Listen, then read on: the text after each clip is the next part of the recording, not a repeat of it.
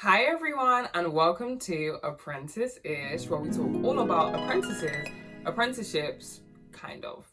In today's video, I will be giving advice, suggestions, tips for anyone who is either just starting an apprenticeship, because I know there are some January starts, or just like things that I wish I would have known before I started my apprenticeship. But also to anyone who is currently doing an apprenticeship, like this is just for apprentices, apprentices generally. First tip is to find a mentor as soon as you can, which is in the position that you want to be and also has character traits that you like and admire. So the character thing is super important, just because you'll be asking them for advice, and when you ask for advice from them, you want to make sure it's coming from someone that is emulating kind of, how you want to be as you work to get into their position. That is the first bit, someone who is ideally where you want to go.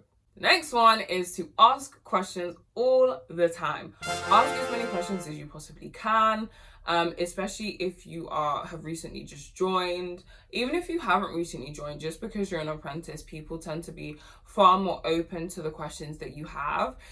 Why is just good because you're able to learn so much. It's a very open-ended question. If you're learning about taking meeting minutes, there might be a reason why it's why the company does it this way rather than another way. Just understanding why things happen really does help to solidify and stick things in your mind, and also helps you better understand the company culture as you move through the company, because the reality is you might like it, you might not like it. It's entirely up to you, but just understanding, processes and procedures are super important in any company that you work with. So something to consider. The third one is to celebrate your successes. First of all, well done on getting the apprenticeship. It is very competitive, so honestly getting to this stage is really fantastic. But also, even if you're going through your apprenticeship, celebrate the progress that you've made as you're making the progress, because sometimes it can be just a lot like there's just a lot going on, and it's very quick and easy to just skate past all of the great and wonderful things that you have been doing and learning through your apprenticeship so far. I don't know, something like I'm able to go to an internal event by myself. For some people it might be I might be able to go to an external networking event by myself, which can actually be very nerve-wracking, believe it or not. You have grown and developed and changed, and celebrate that on your journey, because you work hard to do an apprenticeship. So yes. Hello, it's me again. I noticed that you haven't subscribed yet. I just feel like that's very bad behaviour. You don't have to, I'm saying. Why not? Doesn't cost anything. In fact, it's $3.99. Wild.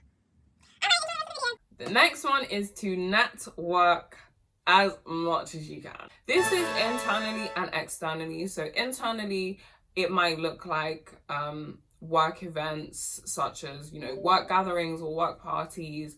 That might be what talks, or that might be literally just being around in the canteen, working with other teams in your wider department, or working with other teams outside of your department, obviously depending on how flexible your apprenticeship is. Externally, that might look like going to more talks, going to other networking events, going even to training that is external, can be very helpful and useful, especially for networking, because you're able to meet people who are interested in a particular topic, which is why they are there. And building up your internal and external profile is vital, in my opinion, for professional development. So if there is anything that you take from this video, it is to build your network authentically. The next one I would say is to go to talks as much as you can. I think outside of networking, and this can go under a wider umbrella of making sure that you're learning at all times. Just because you're doing an apprenticeship and you're learning a course doesn't mean that it's going to be all encompassing on everything, and that I'm sure you have other interests outside of the career field that you're in, but especially in the career field that you're in, there is no harm in going to talks. There's always something more to learn in any career field, even if you studied it for like 20, 30, 40 years. There is always something new to learn, but never ever have the attitude of I've arrived.